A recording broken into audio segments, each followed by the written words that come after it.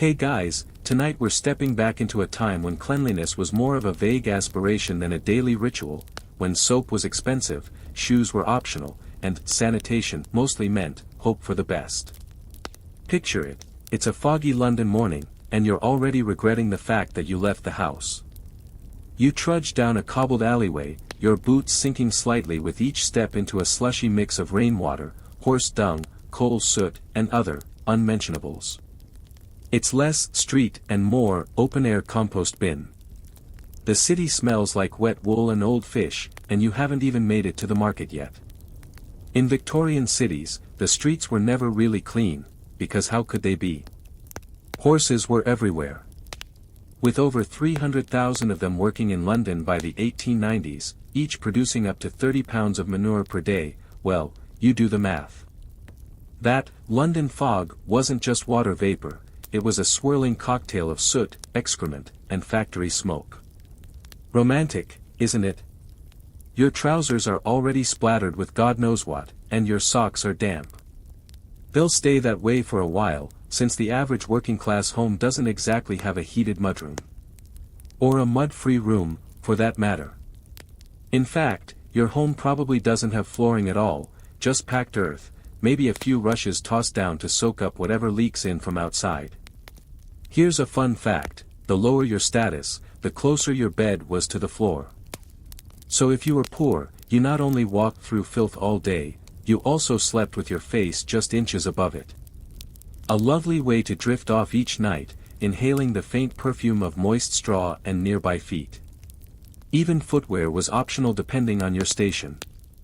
Poor children often went barefoot, even in the colder months.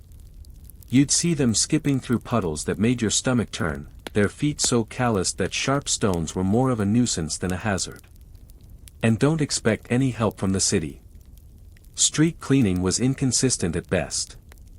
Some districts employed scavengers, men tasked with sweeping up the worst of the mess using brooms and carts. But they couldn't keep up. The rain would often flood the gutters and wash everything, manure, waste, discarded food, straight into the Thames. And guess what many people still drank from? By the time you reach your workplace, or maybe the market stall you run, you're caked in grime. The dirt has a way of settling into your skin, darkening your nails, and making your fingertips feel permanently gritty. Victorians often describe the city as alive, but it's not the kind of life you want near your face. Historians still argue whether urban life in the Victorian era was more unsanitary than earlier centuries or just more densely populated and therefore more visibly disgusting. But one thing's for sure, if you dropped your toast, you wouldn't even think about picking it up. That 5-second rule does not apply when there are visible blobs of horse droppings next to your shoe. And if you're thinking, why not just clean the roads better? Well, the Victorians had other priorities, like avoiding bankruptcy or not dying from cholera. Hygiene wasn't yet linked to health in the public consciousness. Most people didn't know, or care, that germs even existed. Instead, they believed bad smells themselves caused disease. This theory, called miasma, meant that you might hang flowers in your coat just to ward off illness. Adorable, but ineffective. Still, you press on. Maybe you stop at a baker's cart, hand over a coin so grimy it looks like a fungus experiment, and grab a roll with fingers you haven't washed since, ever. The baker, equally crusty, hands it to you without a napkin. You eat it anyway. Your day is just beginning. And if you think it gets cleaner from here, oh dear, buckle up. You rub your jaw absently as you walk, feeling the uneven edges of your teeth with your tongue. They're not hurting, yet, but that one in the back. The one with the suspicious twinge when you chew on the left side. Yeah, that's probably on borrowed time. Dental hygiene in the Victorian era was, let's call it experimental. At home, your morning routine doesn't include an electric toothbrush, minty toothpaste, or even a sink. Instead, you lean over a chipped ceramic bowl filled with lukewarm water and grab your cleaning tools, maybe a cloth, or, if you're fancy, a well-worn toothstick. This might be an actual stick, or a bone-handled brush with coarse bristles made from pig hair. Soft bristles. That's future talk. To brush your teeth, you dip the stick into a powder made from soot, crushed charcoal, baking soda, chalk, or even brick dust. Mint flavor? Not unless you count chewing on a sprig of parsley for flair. The paste sometimes contains burnt bread, salt, or myrrh. Basically, you're exfoliating your mouth with the same ingredients you might use to clean a chimney. The goal is to scrub away visible grime, not necessarily protect your enamel, especially since no one's figured out fluoride yet. Most folks don't brush daily anyway. Dental care is more about reacting to pain than preventing it. And when that inevitable toothache strikes, well, that's when things get dramatic. Dentists exist, sort of. You'll find some practicing in back rooms of barbershops, their qualifications questionable at best. If you're lucky, you visit an actual dental surgeon. Yes, they exist by mid-century, but forget anesthesia. The use of ether or chloroform is still a luxury, mostly for the wealthy. For everyone else, it's grip the chair and scream time. Imagine this: you sit in a tall wooden chair, bracing yourself while the dentist, guy with a mustache and strong forearms, uses iron pliers to yank out the offending molar. There's no numbing gel. No countdown. Just open wide and a short prayer. Some tools look more like medieval torture devices. There's the dental key, a charming instrument that twists the tooth until it either pops out or breaks in half. Guess which happens more often? And yet, some Victorians genuinely prided themselves on their teeth, especially the upper classes. False teeth were a status symbol. Wealthier folks wore dentures made from ivory, porcelain, or even human teeth taken from battlefield corpses. Yes, really. The Waterloo teeth industry thrived after Napoleon's defeat, and owning a full set of pearly whites meant you either had money, connections, or a ghoulish sense of thrift.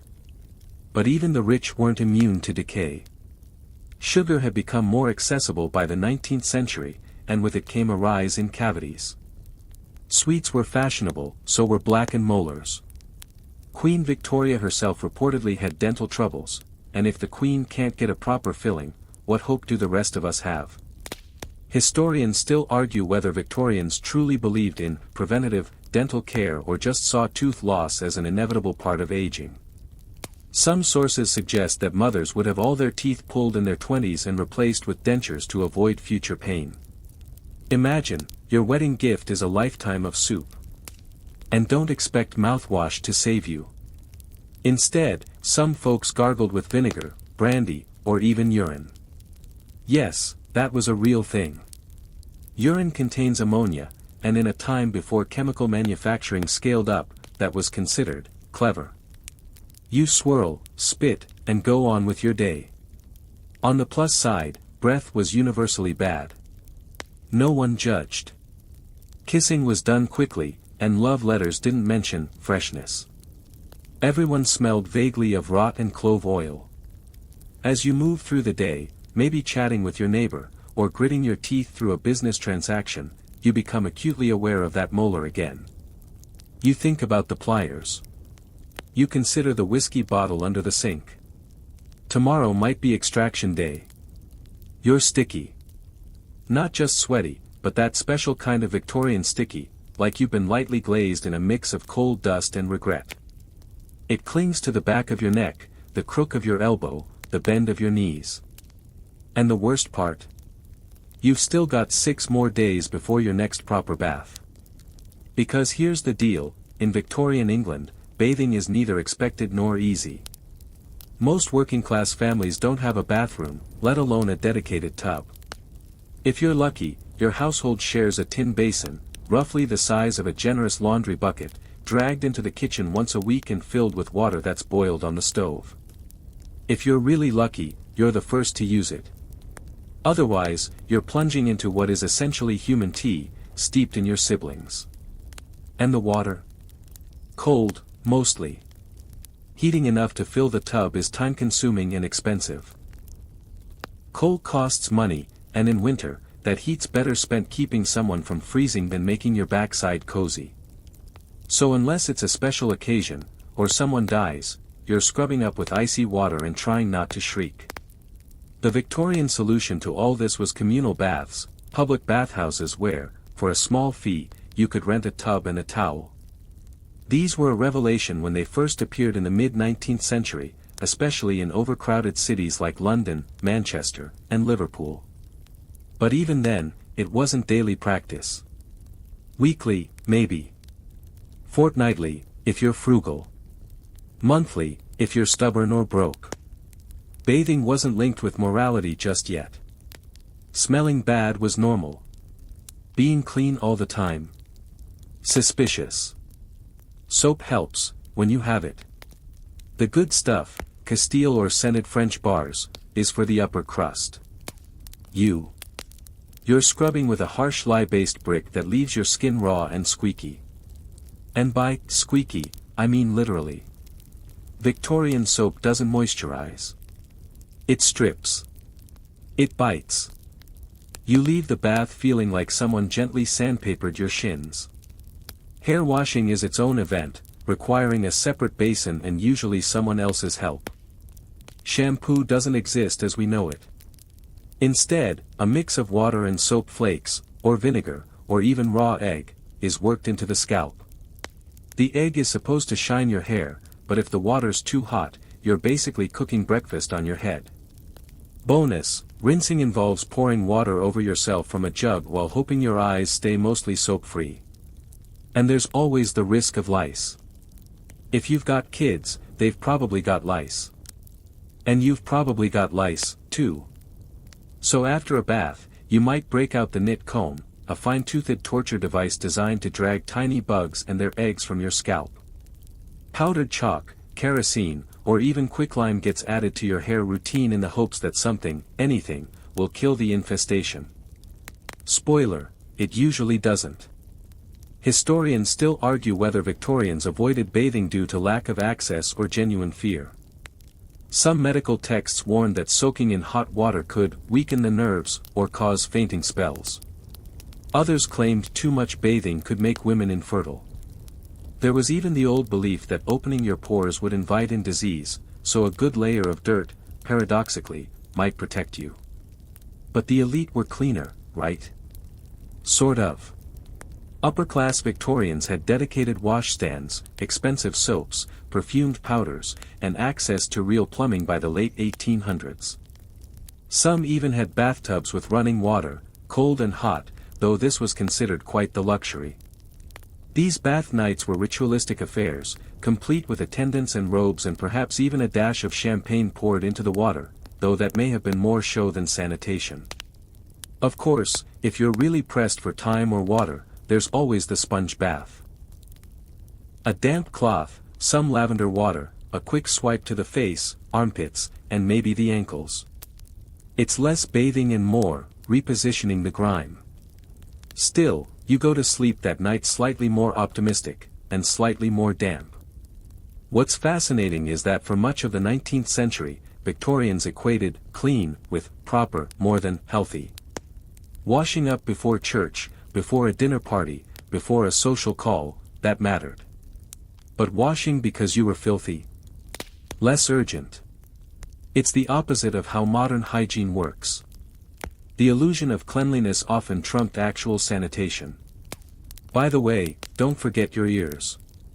The candle method, yes, an actual candle stuck in the ear to draw out wax, was still a thing in rural areas. So was using a feather, a bent pin, or even the corner of a handkerchief to do the job. Because nothing says health and safety like sticking sharp metal into your own skull cavity. After your so-called bath, you dry off with a towel that's seen better centuries. Then you put back on clothes that haven't been laundered in a week, or longer. You feel cleaner, technically, but also kind of betrayed. The stink of the city will cling to you again by midday, and no amount of vinegar foot soaks or rosewater rinses can stop it. Still, there's a small satisfaction in feeling less disgusting than you were this morning. And tomorrow? Tomorrow is another long, sticky, sweaty, soap-optional day. Your scalp itches. Not the polite kind of itch you can handle with a discreet scratch behind the ear, but the crawling, maddening, something is definitely alive in there, kind. Welcome to Victorian hair care, a delicate ballet of powder, pomade, and pure panic. You stand before a small, cracked mirror, if you're fortunate enough to have one, and eye your hair with suspicion. It hasn't been properly washed in a week, maybe 2. Grease gives it a sort of shine, but not the good kind. More of a dipped-in candle wax vibe. You consider reaching for your comb, then hesitate. Because here's the truth, the real enemy isn't dirt, it's lice. Victorian Britain was a lice utopia. Head lice. Body lice. Eyelash lice. Yes, that's real. Sorry. They lived in wigs, in bonnets, in the seams of collars. And once they set up camp on your scalp, eviction wasn't easy. So your hair care routine starts not with a shampoo, but with a full-blown search mission. You grab your fine-tooth comb, wooden or bone, ideally, and begin the long, patient process of dragging it through your locks. With each pass, you might catch something, a louse, a nit, or just a suspicious flake. Then comes the powder. For lice control, many Victorians used rice powder, or the more aggressive Fuller's Earth. Those with money bought insect powder, often made with dried chrysanthemum flowers, or powdered mercury, because why not? And if you're truly desperate, there's turpentine. You dab it on with a rag, hold your breath, and pray your scalp doesn't catch fire. It's not effective, but it feels like you're doing something, and that's half the battle. Historians still argue whether most Victorians considered lice a disease or just an annoyance. Some households viewed it as inevitable, like a head cold, but itchier. Parents passed down nitpicking techniques like family recipes. One historian even found letters between sisters comparing louse-killing methods as casually as we might swap skincare tips today. And then there's pomade. A thick, waxy concoction often made from bear fat or suet, sometimes perfumed with rose oil or bay rum. You rub it into your scalp to control flyaways and give your hair that fashionable, heavy look. The upside, it holds your style. The downside, it traps everything else. Dust, smoke, soot, your head becomes a magnet for city grime. Hair washing, when it happens, is a whole production.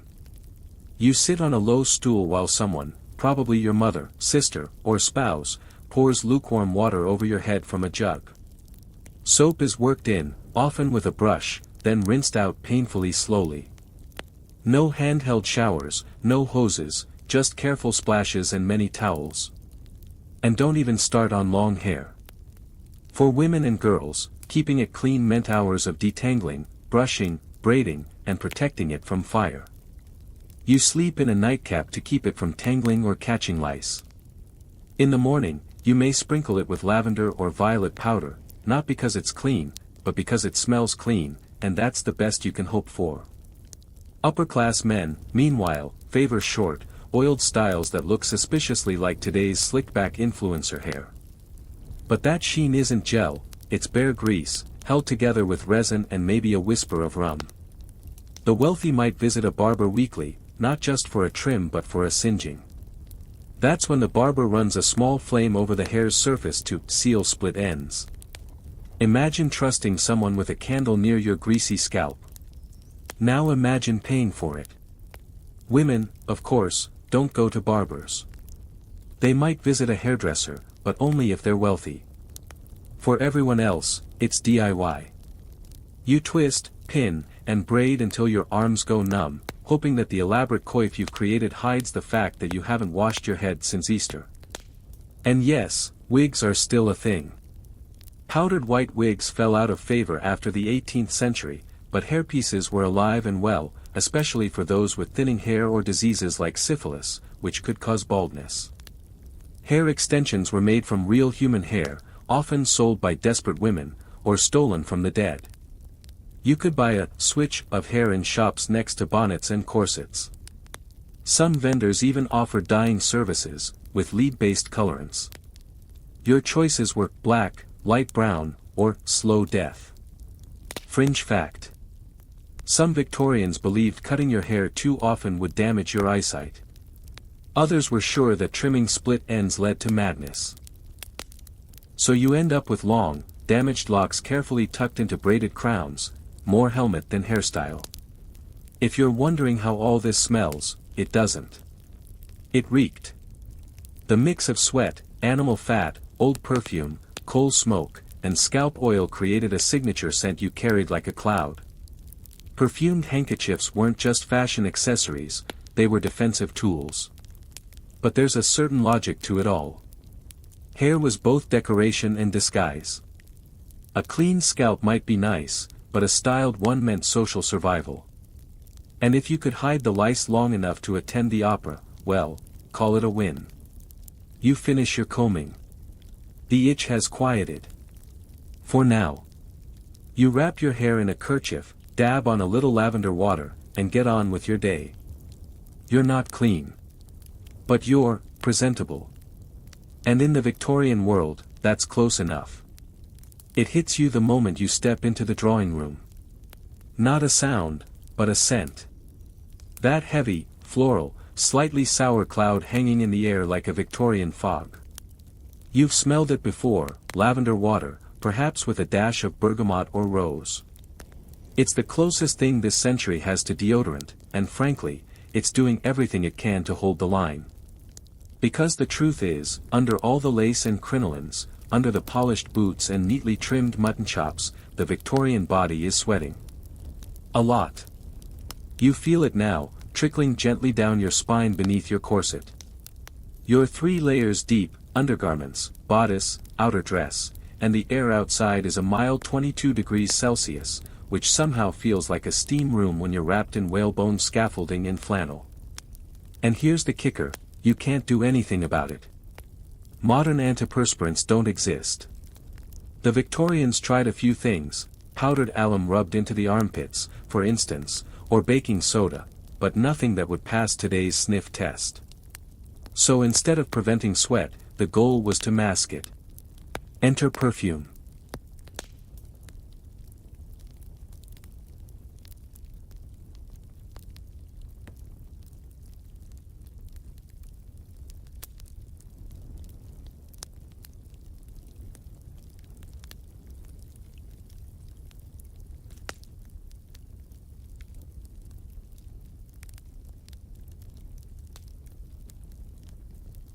Not the light, airy mists you might recognize from today's department stores.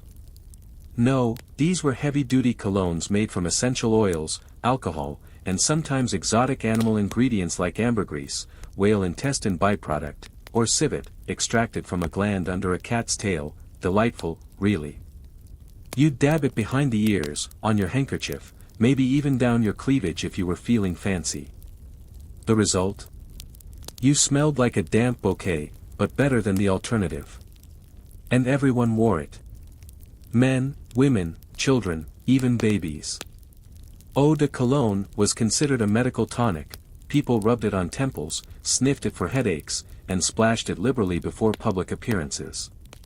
If someone fainted, you didn't check their pulse, you waved a perfumed cloth under their nose.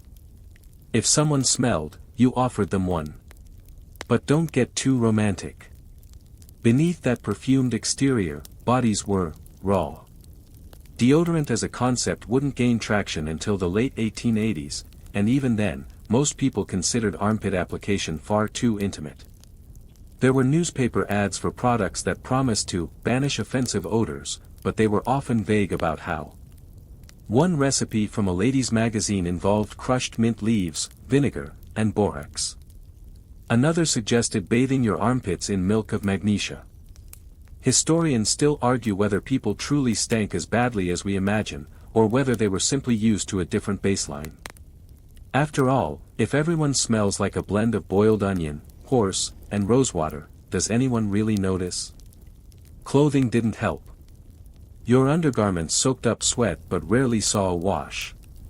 Working-class folk might wear the same drawers for a week, or longer, before laundering. Wealthy women wore chemises to protect their dresses, but washing even those required a full laundry day, and no one was eager to go through that more than once a week. The result? Sweat layered upon sweat, lightly dusted with talcum powder and denial. There was one partial fix: sweat pads. Yes, early versions of today's underarm shields existed, small cloth patches pinned or sewn into dresses to catch perspiration. They weren't especially effective, but they kept expensive fabrics from getting stained. Unfortunately, no one told your nose. You shift in your chair. Your shirt clings to your lower back. Someone opens a window, but it's too late. The heat and scent of a dozen unbathed bodies has settled in for the evening. You look around. Everyone's pretending not to notice. You take out your handkerchief and dab at your temple. It's embroidered, dainty, and heavily perfumed, standard Victorian issue. It's not just for show, it's a survival tool. A polite way to say, I know we're all slowly roasting in our own juices, but let's pretend otherwise. Some people tried more drastic measures. There are recorded uses of formaldehyde-based foot baths, arsenic-based deodorants, and even lead acetate as a body wipe. Spoiler: these did not end well. The desire to smell fresh occasionally led to madness, illness, or, ironically, an even worse smell. And then there were sweat beliefs, those strange, often contradictory ideas passed down from your grandmother and repeated by your doctor. Sweating too much. You're overly emotional. Not sweating enough. You're dangerously repressed. Women, in particular, were expected to glow modestly and never perspire outright. That was for laborers and criminals. Men had slightly more leeway.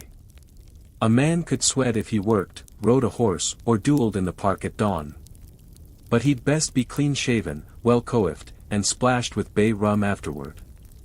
There's even advice literature recommending different colognes based on profession: sandalwood for bankers, citrus for academics, musk for politicians. No word on what scent went with chimney sweeps. Probably burnt. Still, even with the powders and perfumes, you know the truth: by noon, most people smelled human. Strongly human. The kind of human that makes you glad candles were scented. As you prepare to head out again, you do what every respectable Victorian does: you powder your feet, splash a bit of rosewater on your wrists, and hold your breath as you wriggle back into your corset. You are clean enough. And that's as good as it gets. Tomorrow, you'll do it all again.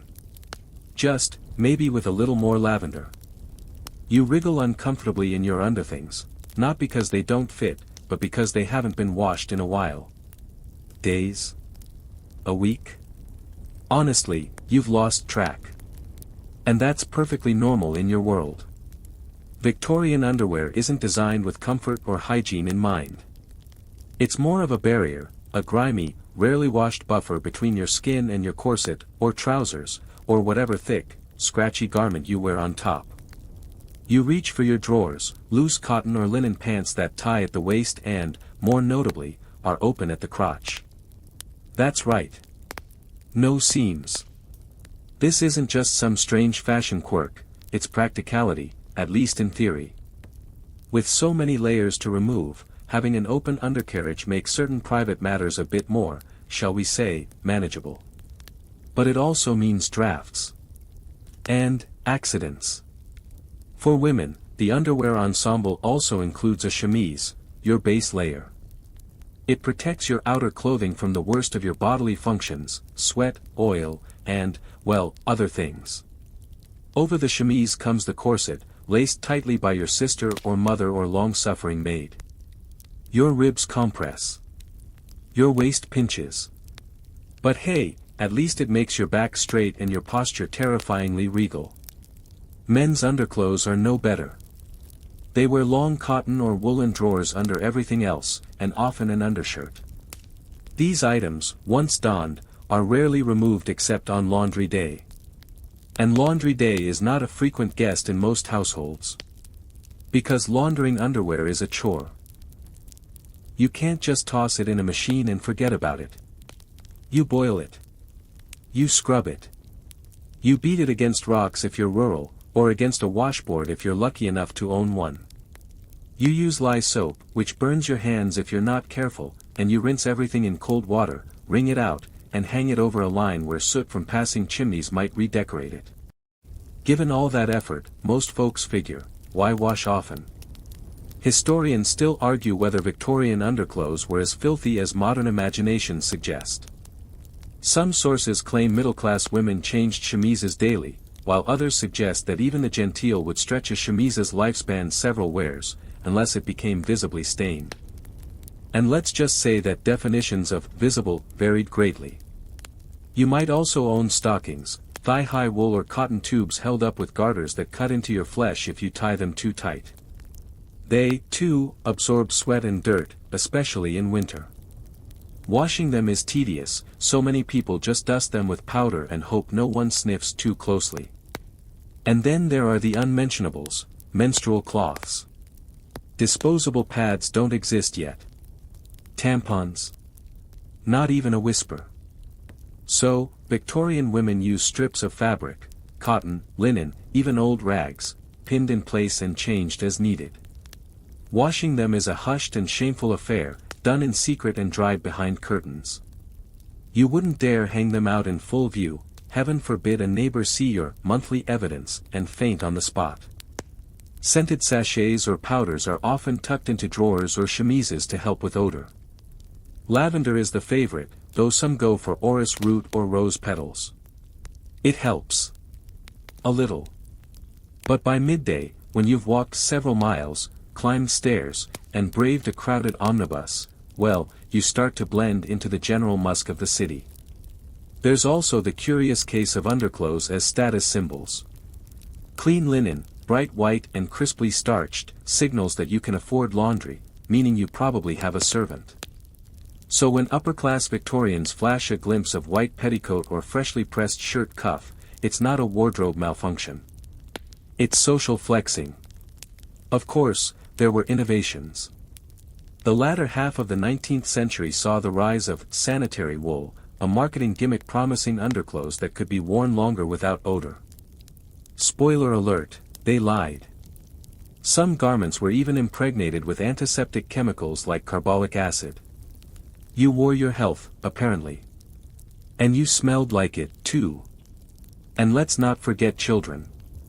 Victorian kids wore scaled-down versions of adult garments, small chemises, corsets, yes, even for some girls under 10, and woolen drawers. These rarely got washed more than once a week, if that. Children were encouraged not to soil themselves, of course, but they were also children, so accidents happened.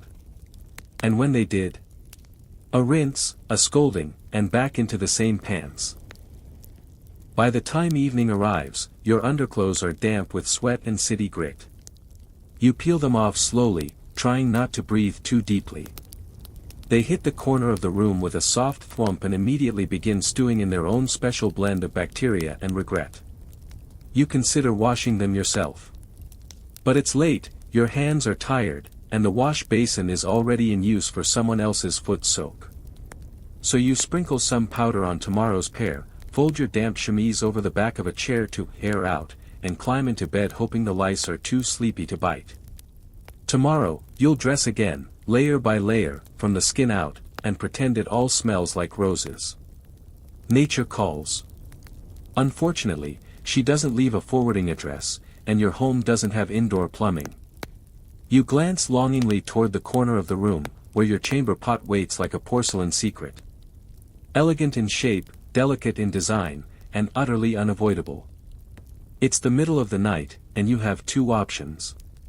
Option 1, shuffle across the freezing floorboards, squat over the pot, and hope your aim holds steady in the dark. Option 2, bundle yourself up and brave the outhouse at the edge of the yard. It's raining. You choose the pot. Welcome to the fascinating, aromatic world of Victorian toilet habits, a time when toilet paper was a luxury, flushing was rare, and going to the bathroom involved more furniture than you'd expect. Let's begin with the basics. There is no such thing as standard toilet paper. Not yet. The first packaged, perforated rolls won't appear until the late 1850s, and even then, most households can't afford them. Instead, you grab what's on hand, newspaper, catalog pages, soft moss if you live rurally, or, as a grim favorite among the desperate, corn cobs. Yes, that's real. You don't want to think too hard about it, but you do wonder if your neighbors can tell which pages of the Times you've been using. For urban dwellers, the situation isn't much better. Many homes rely on chamber pots, ceramic, metal, or even enameled, with dainty floral patterns that don't quite distract from their purpose. You do your business, then hope someone else volunteers to empty it. Most of the time, that someone is you. By dawn, it's your turn to make the walk of shame. You tiptoe downstairs with the pot covered modestly by a cloth. If you're lucky, your house has a privy in the backyard, basically, a small shed with a deep pit below. If you're unlucky, you dump the contents into the street gutter or nearby cesspool and pretend not to notice the neighbors doing the same. These cesspools, brick-lined pits that collected household waste, were a common feature under city homes. When full, they had to be emptied by night soil men. These were brave, and well paid. Souls who worked by lantern light, lowering themselves into pits with buckets and long-handled scoops, hauling out literal tons of human waste to be carted away and used as fertilizer. If you're gagging, so were they. Still, someone had to do it. Because indoor plumbing was rare, especially in working-class homes. Flushing toilets existed, thanks to pioneers like Alexander Cumming and, yes, Thomas Crapper, but they were largely reserved for the wealthy. A flush toilet required water pressure, piping, and, above all, space. Most folks didn't have those things. Historians still argue whether Victorian cities ever truly solved the waste crisis, or merely pushed it farther downstream, quite literally, in the case of London, where raw sewage often flowed into the Thames. In 1858, the stench got so bad it triggered the now infamous Great Stink, which finally spurred Parliament into action and led to massive upgrades in sewer infrastructure. Until then, people just held their breath. For those in tenement housing, the situation was even grimmer. Dozens of people might share a single privy or pail closet, which was essentially a wooden box with a removable bucket underneath. These had to be emptied regularly or, well, they didn't, and chaos ensued. Some landlords refused to provide maintenance. Foul conditions and disease outbreaks followed. And if you're out and about, public toilets are few and far between. Gentlemen might duck into an alley or use a street urinal, sometimes just a metal plate against a wall.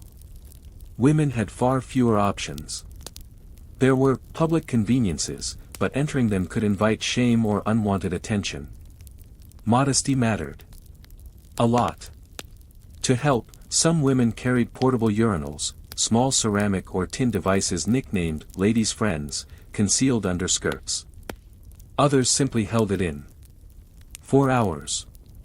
You develop a remarkable bladder, if not a comfortable one. Let's talk about cleaning up. If you had money, you might buy toilet paper from Joseph Gaiety, who first sold medicated sheets in 1857, embossed with his name. Fancy. But expensive.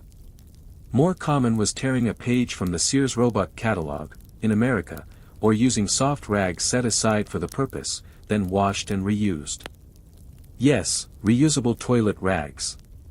You rinse. You dry. You pretend it's fine. Upper-class homes had more elegant solutions. Servants emptied chamber pots and cleaned them with vinegar and boiling water. Some even had commodes, chairs with hidden pots built into the seat. You sit, you cover your lap with a shawl, and try to look regal. The illusion of dignity is everything. Of course, not all attempts at sanitation worked. Some early toilets were connected directly to cesspools, allowing gases and smells to travel back into the home. Imagine hosting tea while your drawing room fills with the bouquet of last week's stew. Delightful. Engineers eventually developed S-bends and traps to stop this, but early adopters suffered. You finish your business and clean yourself with a page from the almanac. It's got a poem about wheat. Somehow that makes it worse. You dump the pot in the privy, rinse it with a splash of rainwater, and set it back beneath the bed, ready for the next emergency. You hope tonight's stew doesn't return for a surprise visit. And as you lie back down, the air thick with lavender and lingering ammonia, you realize one thing. Tomorrow morning's going to smell exactly the same. Your stomach growls, an awkward, gurgling reminder that it's been a few hours since your last meal, which was mostly bread and boiled cabbage. You glance at the hearth, where a pot simmers gently, releasing a smell that's hard to classify. Not quite rotten. Not quite food. But definitely hot. Welcome to the Victorian kitchen, the warmest room in the house, and also the most chaotic. Here, hygiene doesn't just take a back seat, it's not even on the carriage. You ladle yourself a bowl of stew. The meat is questionable, and the vegetables are mush. Whatever seasoning exists is courtesy of a cube of salt and, if you're lucky, a sprig of something green from the yard. You chew carefully, avoiding the gristle. Or the occasional hair. Because here's the thing, Victorian food was often contaminated before it even hit the pot. Meat came from butchers who left carcasses hanging in the open air, surrounded by flies and soot. Milk was sold in pails on the street, easily watered down or tainted with chalk to make it look fresher. Bread might contain alum or ground-up bones to keep it white. And let's not even start on potted meats, which were so mysterious that even their makers probably couldn't list the ingredients. Still hungry? You clean your spoon with a rag that hasn't seen soap since last Tuesday. Your bowl is wiped out with the same cloth. Dishwashing isn't a formal affair, it's more of a rub it until the worst bits are gone operation. Water is fetched in buckets and boiled when possible, but scrubbing everything? That uses up valuable fuel and time. If you live in the countryside, maybe you use a bit of sand or ash for abrasion. If you live in the city, you just rinse and hope. Historians still argue whether Victorians knew their food was filthy, or whether they simply accepted it. Many believe disease came from bad air, not bacteria. So while the smell of spoiled milk might make them wrinkle their noses, it wasn't an automatic red flag. Besides, if you've already paid for it, you're going to use it. Waste not, die not. Let's visit the pantry. There are no fridges, of course, and iceboxes are a luxury. So you store food in cool cellars, smokehouses, or high shelves where, you hope, the mice can't reach. Spoilage is normal. A layer of mold on cheese? Just cut it off. Bread gone stale? Toast it and pretend. Eggs float in questionable water. Butter turns if not kept cool. You develop a certain tolerance. A sixth sense for edible enough. To keep meat from rotting, you might salt it, smoke it, or pickle it. None of these improve the flavor. All of them dry your mouth out. You wash meals down with weak tea, small beer, or boiled water with herbs. Water from the tap, if you even have one, is often brown, full of bits, and potentially deadly. It's why many people, children included, drink beer. Low alcohol, small beer, is safer than water and less likely to leave you with cholera. Of course, the Victorians were not entirely helpless. Housewives swapped recipes for scrubbing wooden boards with vinegar, for sterilizing milk jugs in boiling water, for bleaching linens in the sun.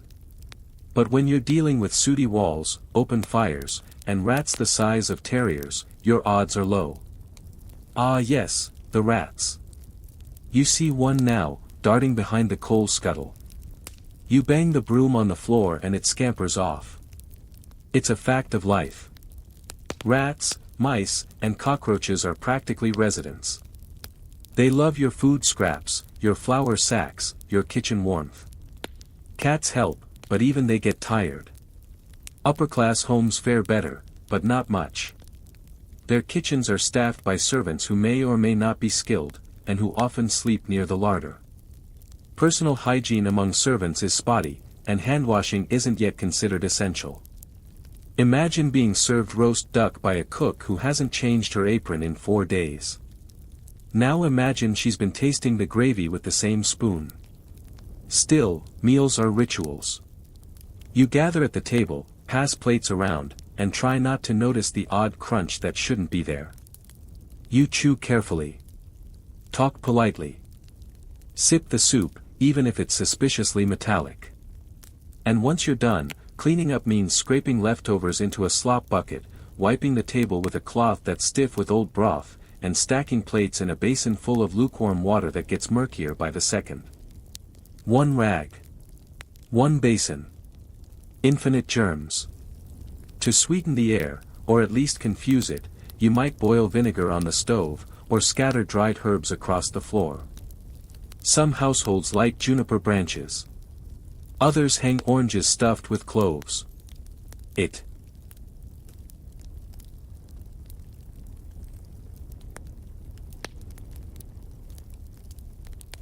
You've had your questionable stew, wiped your hands on an even more questionable towel, and now, as the shadows stretch across the parlor walls, it's time to consider your nightly ritual. Or rather, your nightly attempt at staying healthy, clean, and just alive enough to see the next century. Because this isn't just about keeping tidy. This is about avoiding disease, a full-time job in the Victorian world. The idea of hygiene as a path to health is still catching on. Germ theory. It's not universally accepted yet. You live in a transitional era, where miasmas, noxious, bad air, are still blamed for everything from cholera to childbirth fever. If something smells bad, people assume it causes illness. And so, much of hygiene becomes a battle of fragrance over filth. You begin your evening cleansing by opening a window to let in fresh air. It's a common belief that good ventilation wards off disease. In wealthier homes, entire sleeping porches are built just for this purpose, because what better way to avoid consumption than to freeze under a thin wool blanket while fog rolls in from the Thames? You splash water on your face from a ceramic basin, the kind you refill daily, or not. You might use the same water twice, even 3 times, if fuel for boiling is tight. There's a sliver of soap on the dish, mostly melted. It smells faintly of tar and lemon. You scrub, rinse, pat dry with a towel that's more damp suggestion than cloth.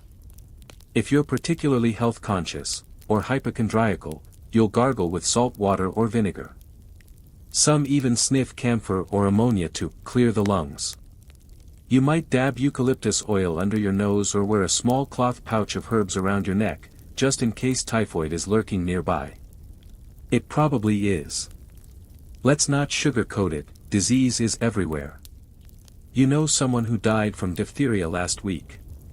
The family down the street has yellow fever. And every time you hear a child cough, your stomach drops. You live with the constant awareness that invisible things, things you can't see, smell, or predict, are trying to kill you. It's not paranoia. It's statistics. What's worse, your own doctor may still recommend things that do more harm than good. Bloodletting, for instance, is on the way out but hasn't fully disappeared. Mercury-based treatments are still prescribed for all sorts of illnesses. And if you're a woman complaining of fatigue or nerves, congratulations, you've got hysteria, and the treatment might be opium, electric shocks, or a surprise trip to a rest home where the sheets are starched but the sympathy is thin. You wash your hands, not because of germs, but because dirt is unseemly. Doctors, meanwhile, rarely wash theirs between patients.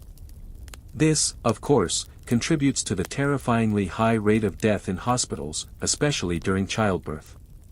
Historians still argue whether the medical establishment resisted hand-washing out of ignorance or arrogance. Either way, people died. Even so, you cling to hygiene rituals. You sweep the floor, despite the fact that the broom only stirs up soot. You dust the shelves, knowing that coal smoke will undo your work in an hour. You boil linens if you're rich, beat them against rocks if you're poor, and hang them to dry where pigeons and chimney soot leave their own marks. The irony is, some of these practices do help.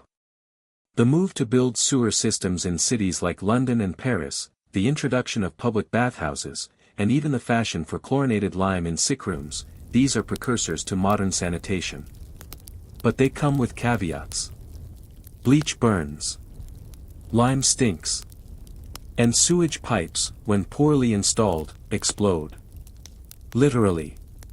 There are reports of manholes erupting into the street, propelled by a cocktail of methane and human waste. That's not hygiene. That's warfare. You blow out the candle. The scent of tallow lingers, animal fat and smoke. You lie back in bed, your sheets cleanish, your body freshly wiped down, your head wrapped in a scarf to keep the lice at bay. But you still don't feel safe. Not really. There's a damp patch on the ceiling. Mold, maybe. Black spores that make your throat tickle. Or maybe it's nothing. Just your imagination. You pull the blanket up to your chin and breathe shallowly. Don't inhale too deeply. Don't let the miasma in. You remember the public health leaflet you saw at the apothecary, something about cholera prevention and lemon juice. Maybe you'll pick some up tomorrow. If the grocer hasn't watered them down again. A horse clops past the window. You hear someone coughing in the next room. Then silence. It's not the kind of silence that soothes. It's the kind that listens. The light seeps in through grimy panes as dawn cracks its knuckles and stretches across your windowsill. You don't want to get up, but you're already awake, because your neighbor is coughing again. A deep, rattling sound that echoes through the walls like someone sawing through wet wood. You say a quiet prayer they make it through the week. Your own chest feels tight. Is it the damp? Or just the chill of a coalless night? You sit up slowly and reach for your morning glass of water. It tastes earthy. Like something was living in it yesterday. Probably because it was. In this part of the city, water doesn't come straight from a clean spring. It comes from a communal tap, or a well you share with half the street, or, if you're desperately unlucky, a wooden bucket filled from a river where animals bathe, fish rot, and people dump everything. You've heard the phrase, don't drink the water. But sometimes, there's nothing else to drink. It's no wonder people are constantly sick. Contaminated water spreads disease faster than gossip at a bake sale. Typhoid, dysentery, and cholera run rampant, especially in poorer districts. You've read the posters. Drink boiled water, avoid raw vegetables, burn your clothing if someone dies. But boiling means using coal. And coal costs money. So, you risk it. Again. The first cholera outbreak swept through in the 1830s, killing tens of thousands. At the time, doctors blamed it on bad air. It wasn't until a stubborn physician named John Snow, no relation to the one you're thinking of, mapped a single water pump in Soho that the connection between water and disease started to sink in. Even then, people resisted. The Broad Street pump wasn't shut down until enough bodies piled up to make the city reek. Historians still argue whether Snow's maps were truly revolutionary or just timely. Either way, you're grateful for every pipe that gets laid, every sewer that gets dug, provided it doesn't burst and send waste geysering into the street. Yes, that happened. You pull on your clothes from the day before. They smell faintly of smoke, soap, and the outside world. Your socks are still damp from yesterday's rain, but there are no dry ones, so in they go.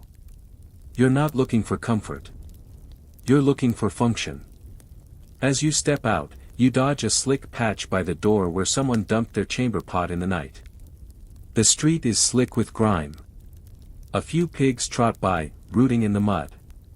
Yes, actual pigs. They're cheaper than a sanitation crew and about as reliable. You can tell a lot about a neighborhood by how many pigs patrol its streets. You pass a group of ragged children with red eyes and runny noses. They huddle around a fire made from scrap wood and an old chair. One picks something off his sleeve and flicks it away. Lice, probably. Maybe worse. And then you smell it. Something sharp. Acrid. A chemical tang in the air that makes your nostrils sting. Disinfectant. You know it well, chlorinated lime, the Victorian cure-all for every foul odor and moral failing. They scatter it in hospitals, poorhouses, and crime scenes. It doesn't make things cleaner. It just makes them smell cleaner. You pass a bathhouse. The sign outside reads, hot water, clean towels, soap 1.5D.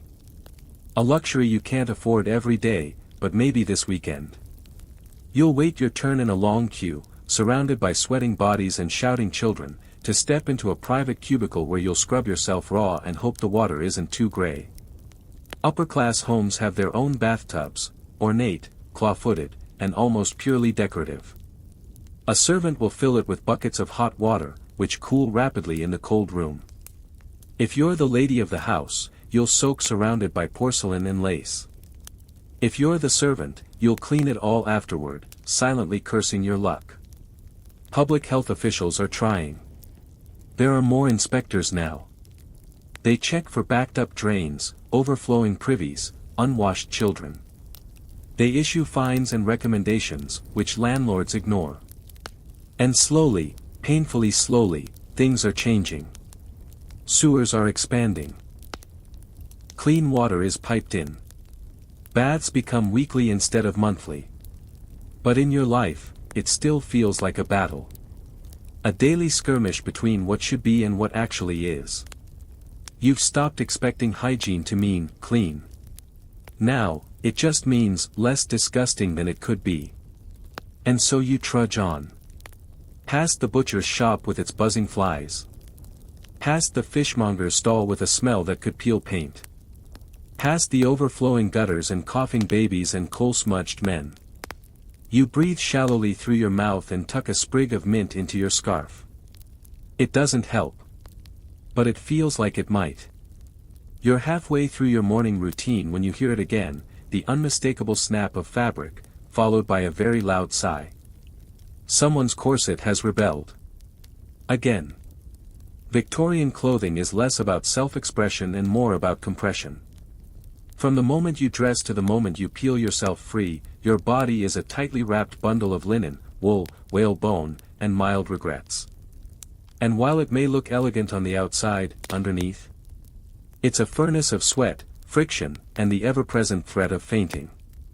You start with the foundation garments. For women, that means the chemise, the drawers, still open-crotched, bless them, stockings, garters, and, of course, the corset. Made with stiff stays and laced until your waist vanishes somewhere near your pancreas, it lifts the bust, narrows the middle, and forces the posture of a marble statue. Breathing is optional. Contrary to myth, most women didn't literally break ribs wearing corsets. But discomfort was guaranteed. You sweat. You chafe. You occasionally faint, especially if you've skipped breakfast. And you certainly can't bend at the waist, so good luck picking anything up without assistance. Or dignity. For the truly fashionable, corsets are just the beginning. Over them go petticoats, bustles, crinolines, massive structures of steel or horsehair that shape your skirt into a glorious bell of discomfort. Imagine dragging a birdcage around your lower half all day, then trying to fit through a narrow doorway. Or sit down. Or exist near furniture. Men don't escape this madness either. Their clothing is just as layered, though slightly more mobile. Long drawers, undershirts, high-buttoned waistcoats, thick woolen trousers, and cravats tied tightly at the neck. A fashionable Victorian gentleman might wear 4 or 5 layers, even in summer. All of it scratchy. All of it heavy. And all of it worn without daily washing. Historians still argue whether corsetry was more a symbol of male oppression or female agency. Some women swore by the support and control it gave them. Others cursed it as a torture device dressed in satin. Either way, you wear it, because not wearing it would be a scandal. You might as well show up to tea in your chemise. Which, to be clear, is basically underwear. Children aren't spared either. Little boys wear tight collars and short trousers. Little girls are miniature ladies, complete with stays and frilly dresses that restrict movement and make climbing trees a high-risk operation. Toddlers are sewn into clothes with the buttonholes in the back. Not for safety, but so they can't undress themselves and ruin the aesthetic. Laundry is a nightmare. You can't just throw a bustle in the washtub. Most fancy garments are never really washed, they're spot cleaned, brushed, aired out, or sent to professional laundresses who specialize in the art of, don't ruin this silk. Linen underlayers absorb the worst of the sweat and grime, which is why they're the only things you wash regularly. The rest? You spritz with lavender, hang it by the window, and hope no one sniffs too hard. In wealthier homes, dress becomes a full-time job. Maids dress and undress their mistresses several times a day, depending on the event. Morning dress. Afternoon dress. Tea gown. Walking attire. Evening gown. Each has rules. Each has accessories. Heaven help you if you wear your promenade hat to a dinner party. People will talk. You glance at your own boots, high-laced leather that took 10 minutes to wrestle onto your feet. No zippers yet. Just buttons, laces, and tiny hooks that snag your fingers. Once they're on, you don't take them off until nightfall. They smell like the inside of a trunk. But they're polished, so no one can complain. As you walk down the street, you're aware of your appearance. Not because you're vain, but because clothing is status armor. A clean, pressed shirt means you can afford laundry. A well-tailored jacket means you're respectable. And a perfectly tied cravat. That's practically a social passport. The right outfit can open doors. The wrong one slams them shut. There's also the issue of modesty. Victorians love rules, especially about which body parts are acceptable. Ankles. Scandalous. Wrists. Debatable. A flash of petticoat. Perilous. That's why dresses are long, gloves are essential, and bathing costumes cover everything short of your ambition. Still, fashion evolves. By the 1870s, silhouettes shift. Bustles grow into architectural marvels. By the 1890s, sleeves puff up like pastry. Men's trousers relax slightly, and the frock coat gives way to the morning coat. But through it all, clothing remains complicated, rigid, and, above all, filthy. Because it's hard to keep clean when everything is heavy, layered, and worn for days. You sweat. You spill. You step in horse droppings and then walk through your own parlor. The laundry pile grows. The washtub groans. And somewhere, a laundress sighs and sharpens her scrubbing brush. By nightfall, your corset has left a red welt around your middle. Your boots have carved deep creases into your ankles. Your collar has rubbed your neck raw. You strip layer by layer, shedding your day like a snake peels off its skin, stiff, stained, perfumed. You lie in bed in your nightdress. Thin, white, probably patched at the seams. It's your one breathable garment. You cherish it. Tomorrow, it all starts again. The night air is thick, but it isn't quiet. A distant dog barks. Someone's baby cries. A cart clatters down the cobbled lane. You're already awake, again. You shift in your narrow bed, tangled in your own sweat and thoughts, wondering why sleep is such a complicated affair in the Victorian era. Because while society may be obsessed with appearances, nighttime hygiene is where the facade drops. And if you think the days are grimy, the nights can be downright medieval. You start with your bed, and let's use that term generously. It's either a narrow wooden frame with a straw-filled mattress if you're lucky, or a shared pallet on the floor if you're not. The straw is lumpy. The sheets are stiff. The pillow, if you have one, smells faintly of mold. And that's before the bedbugs. Oh, the bedbugs. They thrive in the folds of your ticking mattress, the seams of your blanket, the joints in your wooden bed frame. You light a candle to check the sheets, just in case. A few squirm away. You slap one. Mississippi, try not to think about it. Lice are the other nighttime companions. They live in your hair, your seams, even the stitching of your nightcap. You wear the cap anyway, not because it's stylish, but because your room is freezing and your hair is damp. Victorian homes have notoriously bad insulation. Drafts sneak through walls like nosy ghosts. You can see your breath, and the candle flickers as if trying to flee. You pull your nightgown tighter. It's made of cotton or flannel, and if you're wealthy, it might even have lace. But for most, it's a simple smock, cleaned once a week, maybe. It absorbs sweat. It smells like last night's stew. You sleep in it, eat breakfast in it, and if you're sick, you die in it. Before bed, you might perform a tooth cleaning ritual, although the results are questionable. Toothpaste exists in the form of gritty powders, chalk, soot, salt, even crushed cuttlefish bone.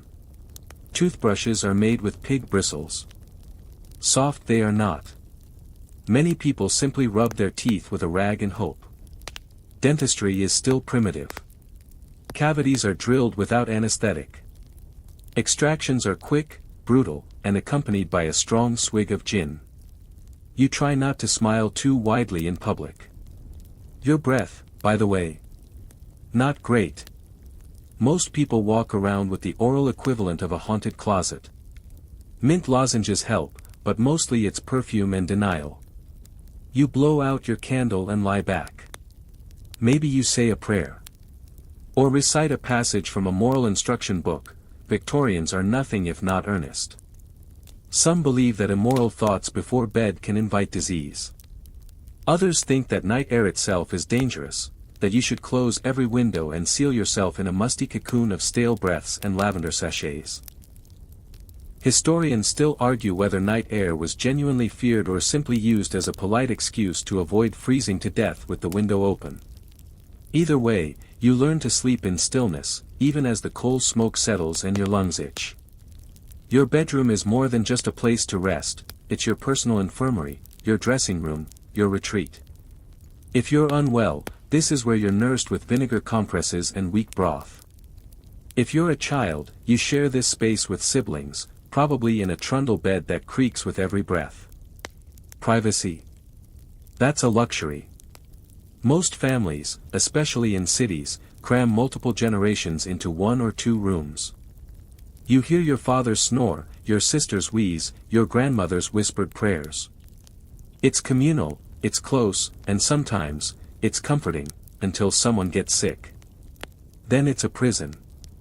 The wealthy do have better options. Feather beds. Silk sheets. Bed warmers filled with hot coals. Some even use rubber or tin hot water bottles, wrapped in cloth to prevent scalding. Their bedrooms are large and ornate, filled with antimacassars and fainting couches and enough porcelain to start a small museum. But even there, you'll find the same lice, the same creaking timbers, the same fear of what the dark might bring. Because the dark is dangerous. If not for the bugs or the drafts, then for the illnesses that strike at night. Fevers rise. Coughs deepen. The weak often slip away between the chime of one clock and the next. If you hear someone walking the hallway after midnight, it's usually bad news. And yet, you try to sleep. You curl into a ball. You wrap the blanket tighter. You scratch at your scalp and pray it's just dandruff. You think of better beds. Of warmer rooms. Of clean sheets and silent nights. And then you remember, it's Tuesday. Laundry day's not until Friday. So you breathe in the familiar scent of soap, sweat, and the faintest trace of mold, and you close your eyes. Tomorrow will be just as grimy. But maybe, just maybe, a little less itchy. Morning arrives with a creak, a cough, and a clatter of hooves on the cobblestones outside your window. You groan softly and stretch beneath the scratchy wool blanket. The air in the room is sharp and damp. You can see your breath again, curling in little ghosts above your mouth. You shuffle out of bed and step into your slippers, soft, worn, and likely housing at least one mouse. First order of business. Personal grooming, Victorian style. Not glamorous. Not refreshing. More, strategic. You start with your hair. It hasn't been washed in a week, maybe 2. Maybe 3. Honestly, you stopped counting after 5. Victorian hair hygiene doesn't involve shampoo. Instead, you rely on dry brushing. Lots of it. You pick up your boar bristle brush, give it a good knock against the windowsill to free yesterday's dust and lice, and start tugging it through your tangled mane. The brushing is vigorous, almost violent. 100 strokes is the recommended standard. For shine, for health, for the illusion of cleanliness. The oils from your scalp get redistributed from root to tip, and your hair ends up looking, well, less like a haystack, more like polished hay. Some people use dry shampoo powders, made from starch, or sprinkle rose-scented hair tonic onto their scalp. You do the same when you can afford it. On special occasions, you might even apply macassar oil, a greasy concoction that keeps your curls in place and leaves stains on every chair back it touches. Hence the invention of the antimacassar, those little white lace doilies draped over furniture to catch the mess. You part your hair straight and neat. Buns, braids, or rolls are in fashion if you're a woman. If you're a man, you slick it down, brush it back, or sweep it over that spot that's slowly retreating. Everyone smells faintly of oil and lavender, with a hint of underlying scalp. You try not to notice. Next, your face. You dab it with cold water. No fancy cleanser, just the same basin from last night. If you're lucky, the water isn't frozen. Soap is optional. Many prefer to skip it in the morning, assuming you did a full wash the night before, a term used very loosely. You pat your cheeks dry with a towel that's been hanging on the same hook all week. For teeth, you reach for your dentifrice powder. It's chalky, salty, and mint adjacent. Some include charcoal. Some include brick dust. If you're from the country, you might still be using soot from the hearth. Your toothbrush has stiff bristles, a wooden handle, and gives your gums a proper thrashing. No fluoride. No mouthwash. No mercy. And deodorant? Not really a thing.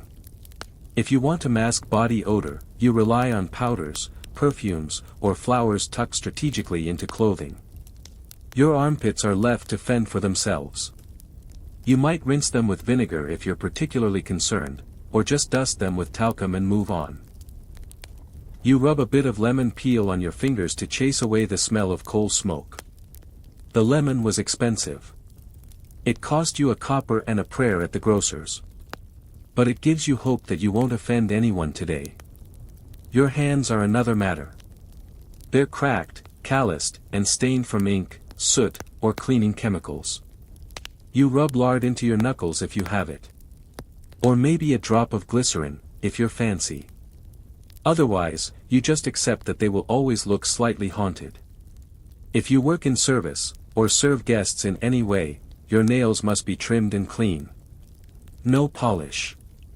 Just a blunt, tidy look that says, I haven't been digging through a chimney recently, even if you have. You spot a pimple on your chin.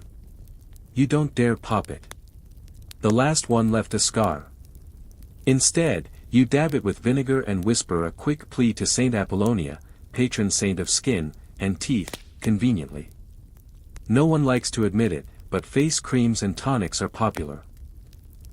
Though most are full of lead, mercury, or arsenic. You once tried a complexion water that smelled like paint thinner.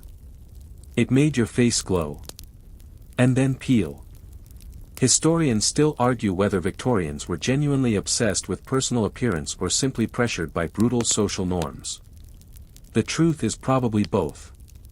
Being clean, or looking clean, wasn't just about comfort. It was about respectability.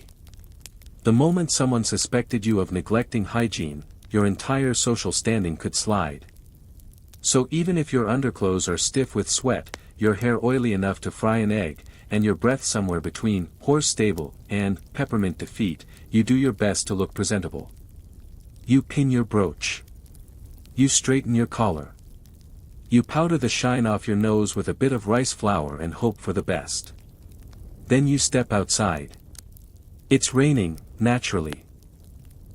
Within 5 minutes, your hem is soaked, your bonnet is sagging, and the lemon scent on your fingers has been replaced by something distinctly urban. But your part is straight. Your collar is buttoned. And your socks match. Victory. By late afternoon, your body may still be upright, but your soul is very much reconsidering its life choices. Victorian life isn't just exhausting, it's grimy. The kind of grimy that sinks into your bones and sets up permanent residence behind your ears. So, it's time to think about the ultimate reset, taking a bath. And not just any bath, a proper Victorian wash, the kind that straddles the line between self-care and a full-contact sport. If you're rich, this is a grand affair. You have a bathroom, or at least a bathing room, where a freestanding clawfoot tub waits beneath a chandelier, flanked by lavender soaps and monogrammed towels. Servants haul hot water in heavy pails from the kitchen boiler, bucket after bucket, until the tub is full enough to soak in without freezing. It's laborious. It's luxurious. And it happens once a week, if that. But you're not rich. So your bath involves an enamel basin, a sponge, a kettle, and more wishful thinking than water. First, you heat a kettle on the stove. You mix it with the cold water in your basin to find that elusive temperature, not quite scalding, not quite hypothermic. Then you strip, every layer, every tie, every sticky undergarment. You wince as you peel off your stockings. That red mark from your boots. Definitely going to blister. You begin your sponge bath, starting from the face and working down. Always the same order, clean to dirty. You use soap sparingly. It's precious. Some bars are homemade, full of lye and goat fat. Others are store-bought luxuries, wrapped in paper and perfumed like old roses and ambition. You rub, scrub, and dab, doing your best not to spill water on the wooden floor. There's no drain. You towel off quickly, dry your armpits, and check your feet for mildew. Not a joke. If you wear the same boots every day, and you do, moisture builds. The result is trench foot light. Your toes thank you for the attention. Hair washing is another matter entirely. Victorian women don't wash their hair daily, or even weekly. Once a month is the norm. Maybe every 2 weeks if you're daring or particularly dusty. Washing long hair is a process. You need eggs, for protein, beer, for shine, vinegar, for rinse, and a strong constitution. You lean over a basin as someone pours water slowly over your scalp. You rub your scalp with your fingers, praying that this week's lice solution actually worked. The smell is a cocktail of old beer, coal smoke, and damp wool. You towel it dry, loosely braid it, and call it a triumph. Men have it slightly easier. Shorter hair, fewer expectations, and slightly less chance of tangling their sideburns in a stray button. But they still have to contend with beard care. Pomades, waxes, and oils are in style, and a proper handlebar mustache takes real effort. You once knew a man who singed his whiskers trying to curl them over a candle. He wore a scarf for a week. Once clean, relatively speaking, you turn to your tub disposal duties. The water is now tepid, gray, and full of floating evidence that you really needed this bath. If you're lucky, you dump it outside in the alley. If you're unlucky, you have to carry it, one sloshy basin at a time, down steep stairs to the yard. You've nearly broken your neck doing this. Then you air out your damp clothing and scrub your nails. Soap under the fingernails is the mark of a moral human being. Or so the reformers say. Historians still argue whether bathing was truly a moral issue for Victorians or just another way to judge the poor. Either way, hygiene and virtue are closely linked. Cleanliness is next to godliness. And also next to impossible. Still, bath night is sacred. In some households, everyone uses the same bath water, one after the other, oldest to youngest or richest to poorest. By the end, the water looks like tea and smells like defeat. That's where the phrase, "don't throw the baby out with the bathwater," comes from. Because yes, it could happen. Some people visit public bathhouses, which offer private cubicles and hot water for a small fee. It's still a cramped, steamy experience, and the soap is shared. But for the poor, it's a taste of real cleanliness. Just don't look too closely at the bucket you're handed. And bring your own towel, or drip dry in shame. You pull on your cleanest nightdress, feel the faint sting of your freshly scrubbed skin, and breathe in the moment. You smell like lye and damp linen. But also like accomplishment. You're clean, for now. And somehow, that makes everything. Fleas, coal dust, questionable stew, feel just a little more manageable. The final light of the day fades behind chimney stacks, casting long shadows on the soot-smudged walls of your home. You're freshly bathed, by Victorian standards, at least, and wrapped in your cleanest nightgown, which smells faintly of soap and something vaguely medicinal. You should feel relaxed. Clean. Safe.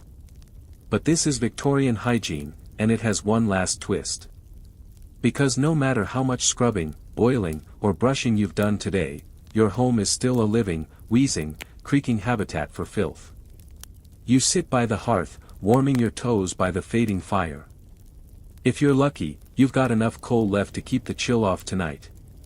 If not, you'll pile on another shawl and maybe tuck a brick warmed in the oven under your blanket, Victorian central heating at its most charming.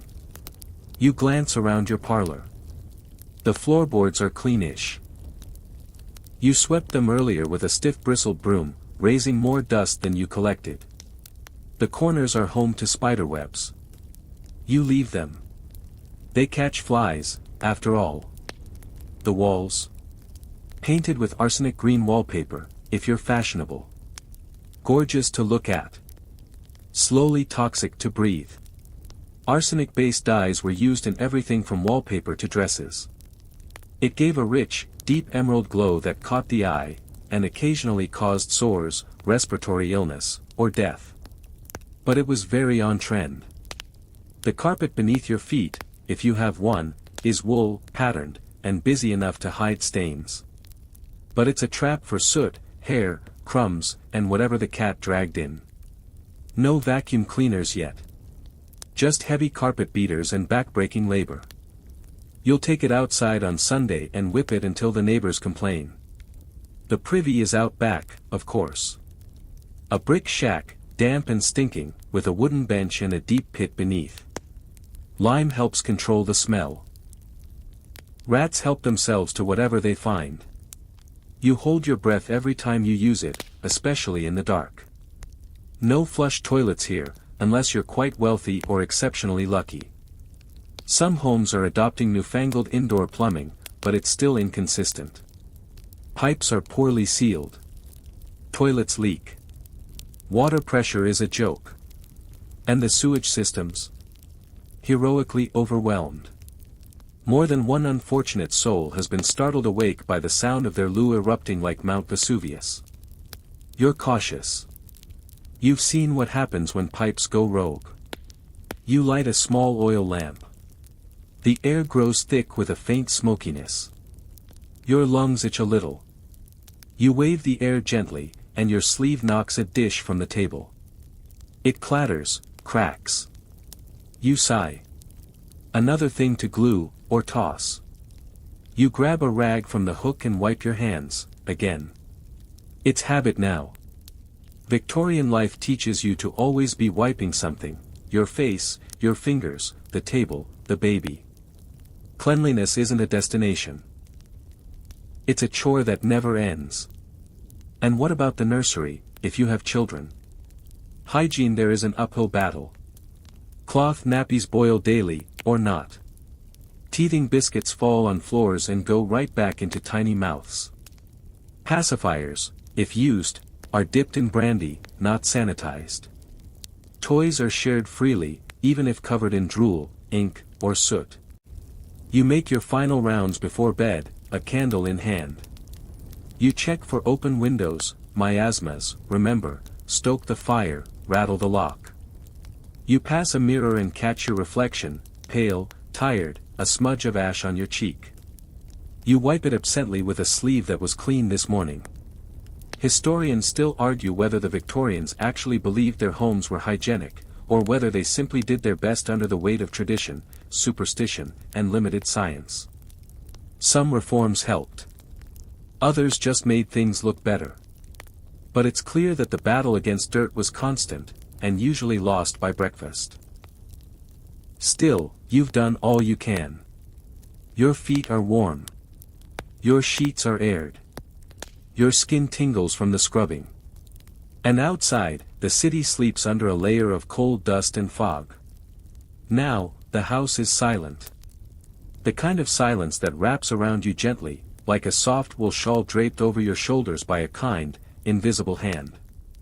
You lie back in bed, the ticking mattress cradling you with familiar lumps, your blanket tucked snugly under your arms.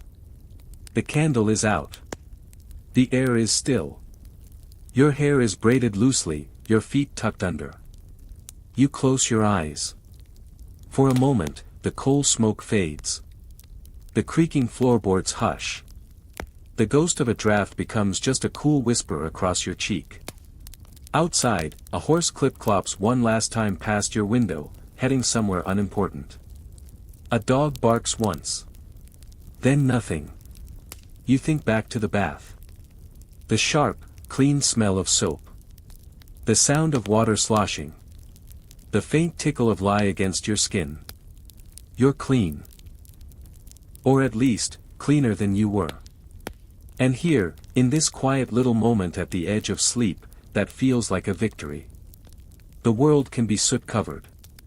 The water can be questionable. The corset can dig.